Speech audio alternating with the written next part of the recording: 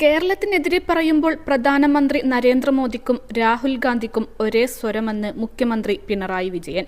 ഉത്തരേന്ത്യയിൽ നിന്നും ഒളിച്ചോടിയാണ് രാഹുൽ ഗാന്ധി വയനാട്ടിൽ മത്സരിക്കാനെത്തിയത്. എതിരാളിയെന്ന് അവകാശപ്പെടുന്ന മോദിയെയും സംഘപരിവാറിനെയും നേരിട്ട് എതിർക്കാനുള്ള ശ്രമം രാഹുലിന്റെ ഭാഗത്തു നിന്നും ഉണ്ടാകുന്നില്ലെന്നും പിണറായി വിജയൻ കാസർകോട് വാർത്താസമ്മേളനത്തിൽ കുറ്റപ്പെടുത്തി.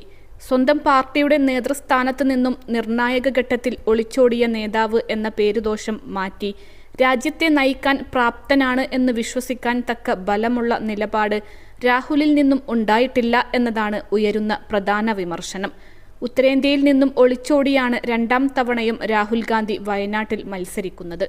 കേരളത്തെയും നമ്മുടെ സംസ്ഥാനം നേടിയ പുരോഗതിയെയും നുണകൾ കൊണ്ട് മൂടാനാണ് പ്രധാനമന്ത്രിയും രാജ്യത്തെ പ്രധാന പ്രതിപക്ഷ കക്ഷിയുടെ അഖിലേന്ത്യാ നേതാവായ രാഹുൽ ഗാന്ധിയും ഒരേ മനസ്സോടെ ശ്രമിക്കുന്നത്.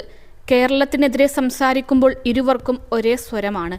നീതി ആയോഗിന്റെ എക്സ് ഒഫീഷ്യോ ചെയർമാൻ പ്രധാനമന്ത്രിയാണ്. എന്നിട്ടാണ് അദ്ദേഹം പറയുന്നത് കേരളം മോശമാണ് എന്ന്. ഇന്ത്യയിൽ ഏറ്റവും അഴിമതി കുറഞ്ഞ സംസ്ഥാനം കേരളമാണെന്നത് വിഖ്യാതമാണ്.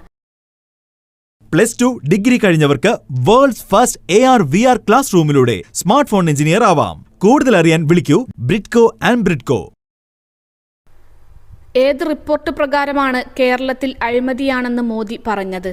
മോദി കേരളത്തെയും ബീഹാറിനെയും അപമാനിക്കുകയാണ് ചെയ്തത്. BJPയുടെ പരസ്യങ്ങളിൽ കേരളത്തെക്കുറിച്ച് തെറ്റിദ്ധാരണ പരത്തുന്നു.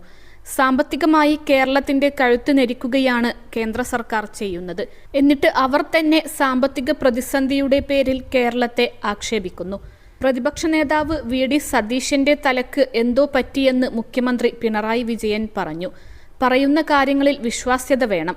സ്വന്തം കൊടി പിടിച്ച ലീഗുകാരെ തല്ലുന്ന കോൺഗ്രസ് ആണ് ഇപ്പോഴുള്ളത്. വീട്ടിലെ വോട്ടിലെ ക്രമക്കേടിനെതിരെ തെരഞ്ഞെടുപ്പ് കമ്മീഷൻ ഫലപ്രദമായ നടപടിയെടുത്തു.